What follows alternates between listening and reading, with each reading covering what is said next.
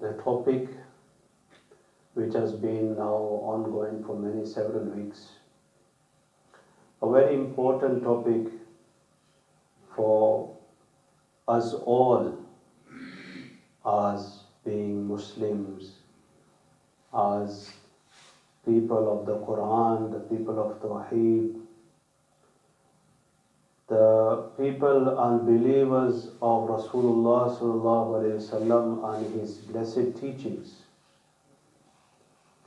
And Rasulullah sallallahu alaihi wasallam's blessed life touches upon all aspects of our life, which includes the relationship of husband and wife. As I was mentioning previously, that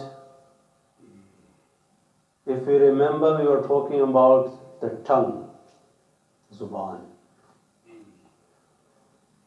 It is this tongue that can create love and harmony and affection between the couple, between the families, between the children and the parents. And it is the same tongue, a piece of meat, that when it utters negatively and speaks negatively, without pondering or without thinking of what am I about to say, it creates so many distances that we can see a lot of examples in our communities today also, that the father, the mother, or either one of them is all left alone.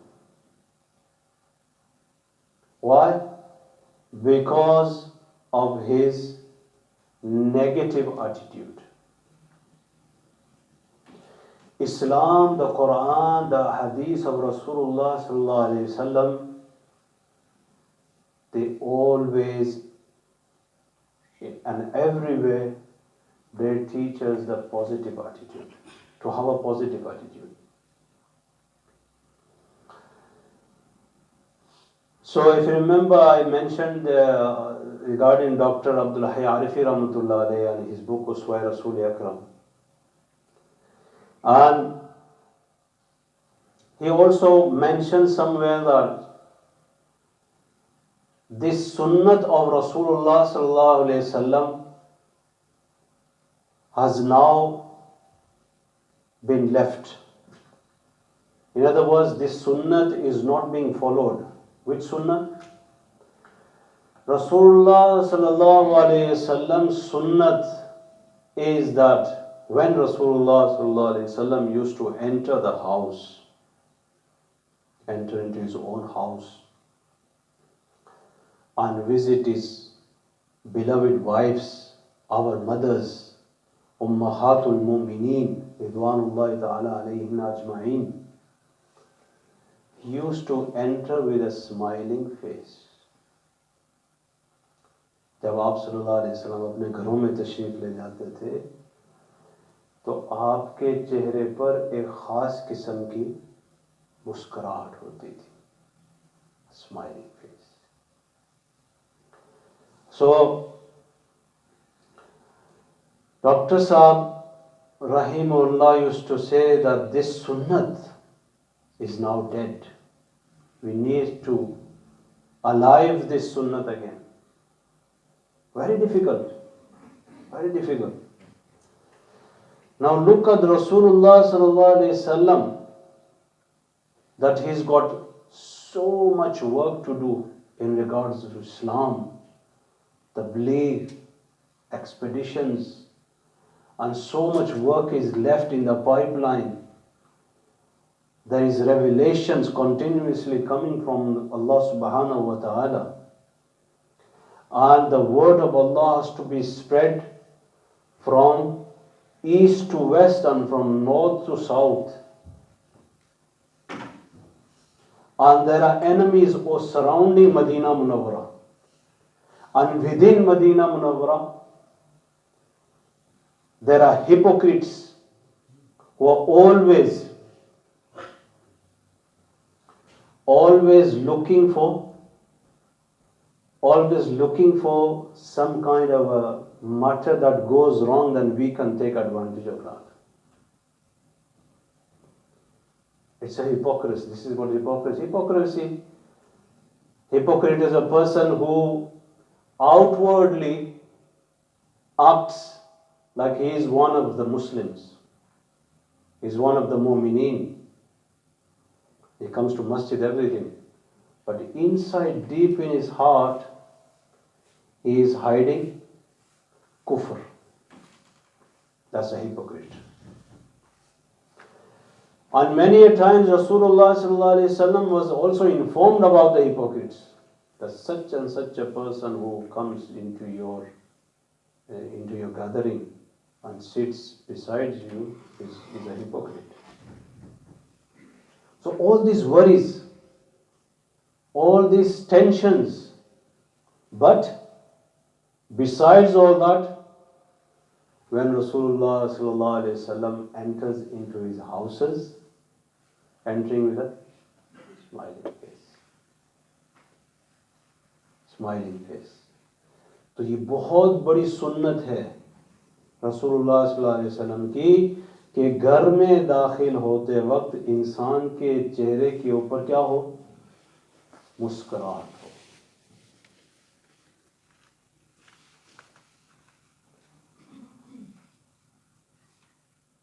One of our teachers, rahimahullah, has passed away. He belonged to the area of near Peshawar, beyond Peshawar, Swat. And people of Swat are Pashto speaking. And he used to say to us that, in our people, some of our Pashto speaking people, they don't do salam to their wives. It's regarded as a kind of a degrading thing for a husband to do salam to his wife. In that sense. So he used to say, that's against Islam. It's an ignorant tradition. Got nothing to do with Islam. I say, Alhamdulillah. When I go to my home, whenever I enter into my house, I say salam with a loud voice, Assalamu alaikum wa rahmatullahi wa barakatuh. So that this tradition, everybody knows that, my family and everybody knows that I've done salam to my wife. So I can break this tradition.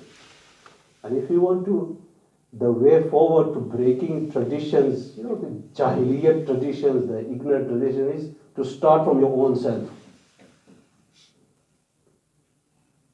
बहुत सारे रसूम और रस्में उल्टी सीधी हमारी शादियों में, हमारी गमियों में, all this has penetrated from nowhere.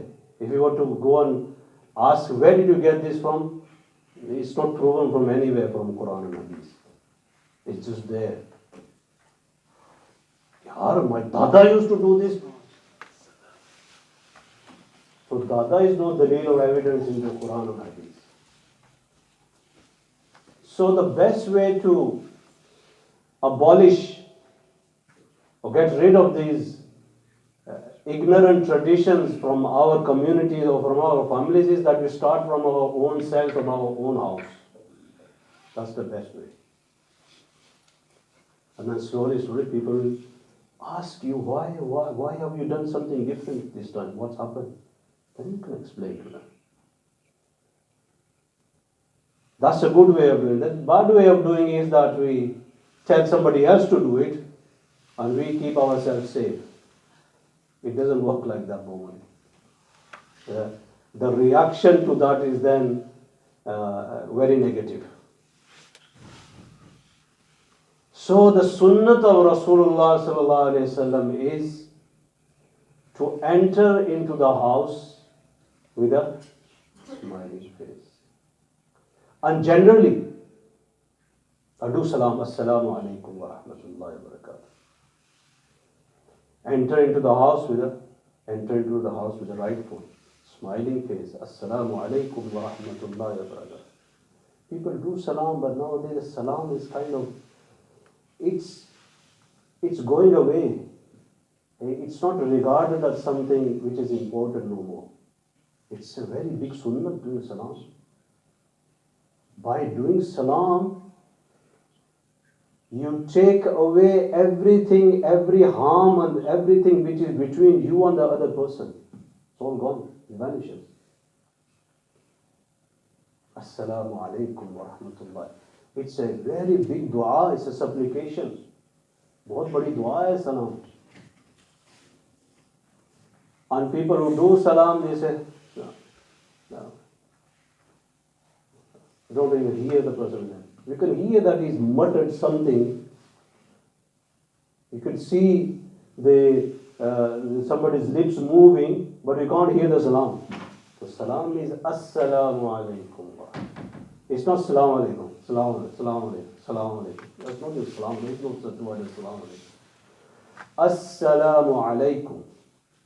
And if you add wa rahmatullahi, extra 10 words. Wa barakatuhu, another extra 10 words. So assalamu alaikum wa rahmatullahi wa barakatuh. And the Shari ruling is, if somebody gives you salam, now it is obligatory on you to respond to that salam by saying, wa alaikum assalam wa rahmatullahi wa barakatuh. If there are 10 people walking together, and then it is, the etiquette is that from those 10 people, if one person just say assalamu alaikum, that salam has been done from all of these 10 people. All 10 people don't have to say assalamu alaikum, assalamu alaikum, assalamu alaikum. Islam teaches us everything, every minute details. 10 people as a jamaat, they pass by a Muslim brother. One person says, assalamu alaikum wa rahmatullahi wa barakatuh. This salam has been done from all other 9 people as well. And if 10 people are coming, and there's 10 people have done 100 salam, from those 10 people responding, one person says, wa alaikum assalam wa rahmatullahi wa barakatuh. The response has been given from all these 10 people. Masjid is an exception. Since I'm explaining the ruling. In masjid, ulama say, the fuqaha say, it is not advisable to come and do salam. Why? Because this is the place of worship, place of ibadat. We tend to have this habit. We enter the masjid, we say, assalamu alaikum. People are praying namaz, people are reciting Quran, people are in the sajda, people are making dua, supplication, people are reciting the Quran. And every person who walks in the masjid says, assalamu alaikum, assalamu alaikum, assalamu alaikum. What's happening here? Disturbing the namaz or the ibadat, the worship of these Muslim brothers who are already in their full concentration in Allah subhanahu wa ta'ala. So when you enter the masjid, the etiquette is to enter with the right foot, read your dua, read Durud Sharif, read the dua, Allahumma aftahli abwaaba rahmatik, and quietly sit down where it is convenient. And do zikr, tasbih, Quran Pak, namaz, quietly. It is not advisable to do salam, and some people then go even further to do the handshake from everybody in the masjid who's there. That disturbs the environment. Yes, the outside of masjid is okay for all that. And then that leads to more conversations. When we sit down, do assalamu alaikum, start shaking hands, then we say, oh, how are you? How's your family? Oh, I heard your son went to just Pakistan. How's your Pakistan? This is where then all the environment of the masjid gets disturbed. So advisable to enter into masjid, read the dua and sit down at a convenient place quietly. Talking inside the masjid about dunya, masjid is only for ibadat and the conversation of Quran, conversation of hadith of Rasulullah sallallahu alaihi wasallam. Masjid is not something where we can talk about our worldly things. It's very important, Islam. And many ahadith of Rasulullah sallallahu alaihi wasallam indicate towards that a person sometimes enters into the masjid for the sake of Allah subhanahu wa ta'ala to gain the blessings of Allah subhanahu wa ta'ala, to gain the barakat, the rahmah, the mercy of Allah subhanahu wa ta'ala, and get the forgiveness from Allah subhanahu wa ta'ala. But instead of that, he spends such a bad attitude time because of his behavior and because of being disrespectful to the environment of the masjid, he goes with the curse of Allah subhanahu wa ta'ala. So this is very important. So anyway, that's not my topic, but because I was explaining, so salam, Rasulullah sallallahu alaihi wasallam sunnat, which sunnat needs to be, we need to practice this sunnah and enter this sunnah into our lives, is that Rasulullah sallallahu alaihi wasallam, whenever used to enter his houses, he used to enter with a smiling face. Assalamu alaikum wa rahmatullahi wa barakatuh. And generally, a Muslim, when he smiles to a Muslim, this he gets the reward of sadaqah. Sadaqah. These sunnahs are no longer being visible in our communities, in our lives. Assalamu alaikum wa rahmatullahi wa barakatuh. This takes away all the bad environment between the Muslims.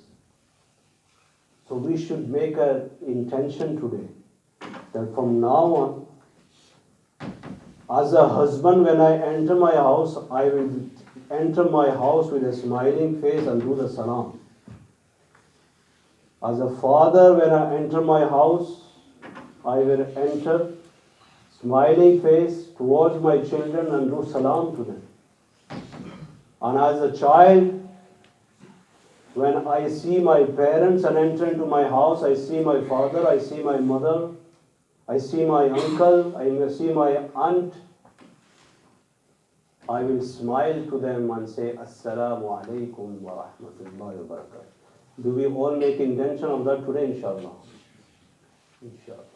कभी आप लोग भी बोल लिया करो, मैं ही हर Friday बोल के चला जाता हूँ, कभी आपकी आवाज़ भी आ जाया करे, वो करेंगे इंशाल्लाह। छोटी सी सुन्नत है लेकिन इसके असरात ज़बरदस्त है, ज़बरदस्त। It's a small sunnat, but it's a major. It takes away the major problems. It takes away all the negativity. It washes away all the hatred. So, this is one of the sunnats of Rasulullah sallallahu alayhi wasallam. So we should all make intention to enliven this dead sunnat. If you remember, I touched briefly that a soft tone, a sweet tone, has more effect than a harsh tone. Positive attitude is much stronger than a negative attitude. And now all these, psychological kind of people who study psychology and they've done many research on this matter, they've all come to this conclusion. And Islam, since the first day, has ordered the husbands by saying, وَعَاشِرُوهُنَّ بِالْمَعْرُوفِ وَعَاشِرُوهُنَّ بِالْمَعْرُوفِ. It means that remain or live your life with your wives in a reasonable manner, in an acceptable manner. Ma'roof, acceptable manner. Or treat your wives in a kindly manner. This is a right which the wife has upon the husband, that he always talks to the wife in a sweet and kindly tone. This is her right.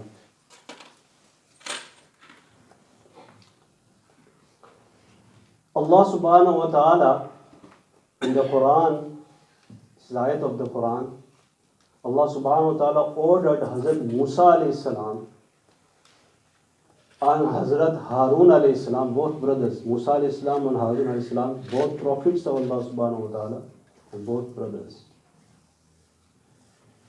He ordered them to go to Fir'aun and invite him towards Tawheed and Islam. And what did he tell them? He gave them, he advised them, or ordered them, وَقُولَا لَهُ قَوْلًا لَيِّنًا وَقُولَا لَهُ قَوْلًا لَيِّنًا لَعَلَّهُ يَتَذَكَّرُ أَوْ يَخْشَى وَقُولَا لَهُ قَوْلًا لَيِّنًا لَعَلَّهُ يَتَذَكَّرُ أَوْ يَخْشَى. The both of you, or Musa or Harun, go to Pharaoh. We all know who Pharaoh was. The murderer of hundreds and if not thousands of innocent children of Bani Israel. And all the Bani Israel tribes were under his oppression. And now Musa alayhi salam and Harun alayhi salam are being ordered to go to Pharaoh and invite him towards Islam. And the advice is, the order is, قُولَا لَهُ قَوْلًا لَيِّنًا. Speak to Pharaoh in a soft tone. Speak to him in a soft tone so that he may reflect and feel.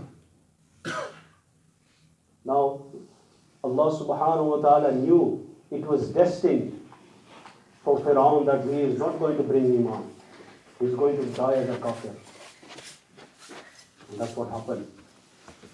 But even though Allah subhanahu wa ta'ala has ordered Musa alayhi salam and Harun alayhi salam to speak in a softly tone with him. It comes in the books that once Harun Rashid,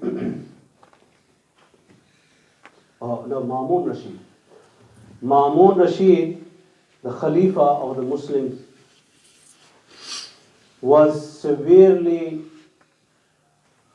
admonishing a person, or telling him off, being angry with him.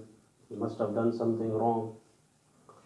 And that person said to Ma'mun al-Rashid, O Khalifatul Muslimin, I expect that you talk with a soft tone because Allah subhanahu wa ta'ala ordered someone who was better than you, which is Hazrat Musa alayhi salam and Hazrat Harun alayhi salam, better than you, to speak kindly to someone who was much worse than I, who was the Fir'aun. If Hazrat Musa alayhi salam and Harun alayhi salam, the most high status people, the prophets, are ordered to speak in a softly tone with the most worst person who is Fir'aun in a softly tone, who are we? Who are we to admonish somebody in a harsh manner, and someone who has given their whole life to us,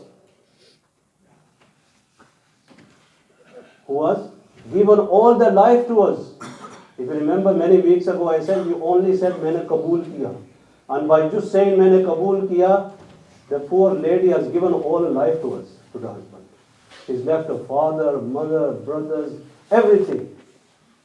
And she's given up everything for the husband. So soft tone. وَعَاشِرُوهُنَّ بِالْمَعْرُوفِ.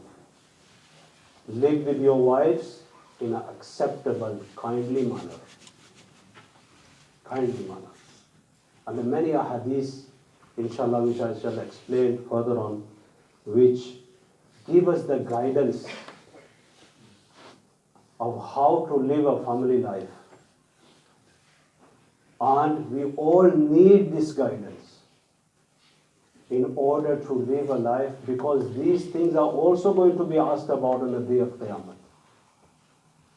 If we have said something bad, if we have oppressed somebody, we have used foul language with somebody, then sometimes all this namaz and all this nawafil and all this zikr and all this ibadat and tilawat and everything can go to waste. This is the muamalat, the muasharat. It's called the muasharat. Muasharat means how the communities, how the families interact, how the husband and wife interact, how the children and the parents interact with each other. This is called muasharat. And the muasharat is a huge chapter of Islam. And there are a lot of guidances from the Quran and Hadith regarding the muasharat. And sometimes we forget the Islam and Deen which relates to this muasharat, and we sometimes think that the Deen is only my 5 times namaz and zikr and tilawat, that's okay. No doubt that if somebody is not praying namaz 5 times, this is a huge sin. Rasulullah sallallahu alaihi wasallam says that a person who was deliberately missed one namaz, I'm taking extra time because most of you came late today. भाई time पे आ जाया करो, 12:25 पहुंचने की कोशिश किया करो, so we can all listen to the full lecture right from the beginning till the end. That will be more benefit. If you listen to the 5-10 minutes, of course there's benefit, but right from the beginning until the end, it's much more benefit. It only takes some amendments we can do, and we can be here for maybe 12:25 every week and listen to the full lecture, inshallah. So a person deliberately who forgoes the namaz and needs the namaz, Rasulullah sallallahu alaihi wasallam says, he is the person who has lost everything. And nowadays, to explain, to say that is like a person who is bankrupt. A person who is bankrupt loses everything. He loses his assets, he loses his accounts, his money, everything gets frozen. He doesn't have access to anything. person, Rasulullah sallallahu alaihi wasallam states, who deliberately leaves one farz namaz is a person who has lost his health, wealth, family, everything. May Allah subhanahu wa ta'ala. But my point was that this is a huge disaster. But mu'asharat, sometimes that affects all the ibadat and washes all the ibadat away as well. May Allah ta'ala give us tawfiq to do amal wa akhir da'wana alhamdulillah.